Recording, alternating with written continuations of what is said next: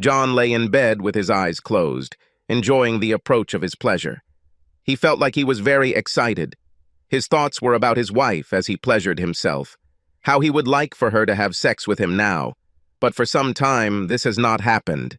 He pictured her in his mind's eye, her small, beautiful body, perfect legs, ass, and cute little pussy. Just then, the bedroom door swung open and he heard Jennifer say, "John, are you there?" "I'm home." John raised his head sharply. His eyes widened as he looked at his open bedroom door. Jenny stood in shock for a moment and then screamed, "Oh, John, how could you? I thought you loved me." Jenny turned and ran out of the room, crying because of what she saw her husband of 3 years doing in their bedroom. She grabbed her purse and ran out the door. John jumped off the bed to follow her, but due to the time it took him to put on his pants, he was unable to catch her. He ran out onto the porch just in time to see Jenny's car fly out of the driveway and roar down the street. John ran back into the house and found his phone. With trembling hands, he managed to press Jenny's speed dial button.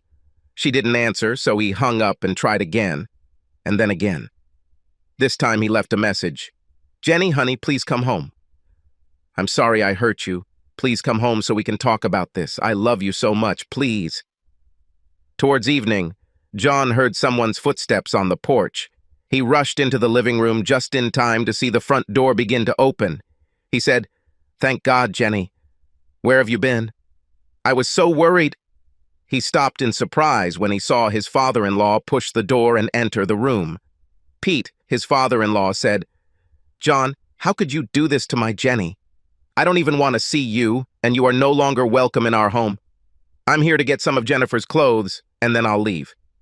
Look, sir, I'm sorry, but I really didn't do anything that bad.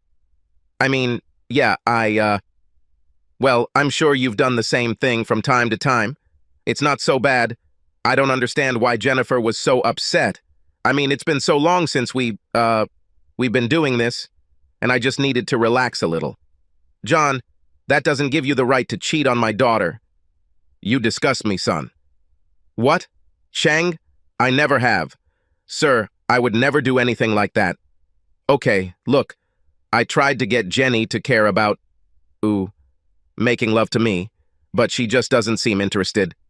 She's always on the phone with her girlfriends, or reading or watching those damn shows she loves so much.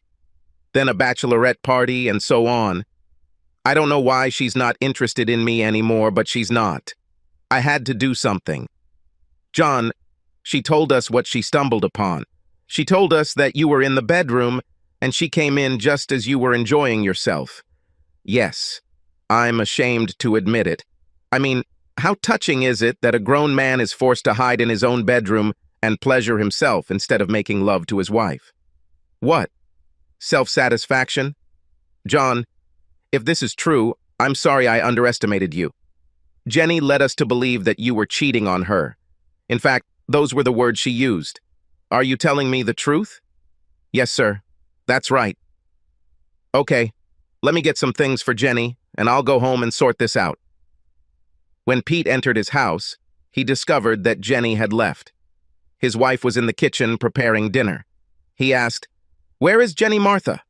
"She managed to find a lawyer who could meet with her this afternoon. She talks to him about divorce. She said that she could not live with a man who would disrespect her so much." "Martha, what's wrong with this girl? I came to her house ready to beat the crap out of John as I took her things. Did she tell you how he cheated on her?" "Oh no, just that he cheated. You were there." "Martha, if what John said is true, then this girl is in trouble." Shortly before dinner, Jennifer returned to her parents' house. Her eyes were red and bloodshot, and she still had tear tracks on her face. She headed to her old bedroom when her father said, "Jenny, could you please come in here for a minute? We want to talk about John." "Oh, Daddy, I just can't. How could he do this to me?" "Jenny, dear, it seems we have two different stories here. When you came here this morning, you said that you walked into your bedroom and found John cheating. Do you know the woman he was with?" "Woman? Do you mean there was another woman with him in our house?" "Oh, that makes it even worse. How could he? I thought he loved me." "Honey, When someone cheats on their spouse, there is usually at least one other person involved. When I talked to him, he became embarrassed and said that you only caught him pleasuring himself. Now, how can you call this cheating? He also said that you denied him sex and it hurt him so much that he had to do something. What? Well, I guess I'm saying no, but that's all he's thinking about. He's always touching me or trying to kiss me. 3 or 4 times a week he wants to have sex. It's horrible. I let him do this at least twice a month, honestly. I just don't understand how he could take something that should have been mine and just waste it like he did. Paul looked at his daughter with disgust and said, Jesus Christ. Martha, let's see if you can talk some sense into your daughter. It's outrageous. Now I feel sorry for John. Crap. He turned and left the room in disgust. Martha sat in her chair for a moment, staring at Jenny. She shook her head and said, Jenny, I just don't know what to do here. Do you really think what you did to John was okay? How would you like it if he treated you like that? I just denied you sex. No, I don't think it's possible if you only do it a couple of times a month and you're happy with it. Dear, a man, like most women, needs sex much more often than twice a month. Most men need it more than twice a week. Darling, when you married John, you made it clear to him that you would take care of him and be faithful to him for the rest of your life. Mother, I really care about him. I cook, clean, and help him around the house. We both have jobs and I put my entire salary in the bank, along with his. What else should I do? Honey, are you spending time with him? Do you touch him and make him feel special? Do you take care of his physical needs? Certainly. But I deserve time to myself too. I have friends, and I need to keep up with my shows and...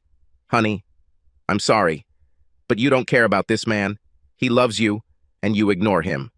Most men who were treated the way you treated him would either divorce you or cheat on you, but he didn't. Mother, he did. He cheated on me, and that's why I'm divorcing him. Can we leave this topic now? After several unsuccessful attempts to talk to Jenny, John countersued for divorce, accusing him of mental cruelty. When the divorce case came up for hearing, the judge forced the couple to undergo 6 sessions of marriage counseling, but this did not help. Jenny refused to budge on her belief that John had been unfaithful. John was granted a divorce on grounds of mental cruelty and continued to look for a wife who enjoyed being with him and caring for his every need. Jenny died a bitter old maid many years later, having never found a man who would love, honor, and cherish her for who she truly was. Intrigued by our story? Like and subscribe to the channel, and you will be shocked by the ending of the story.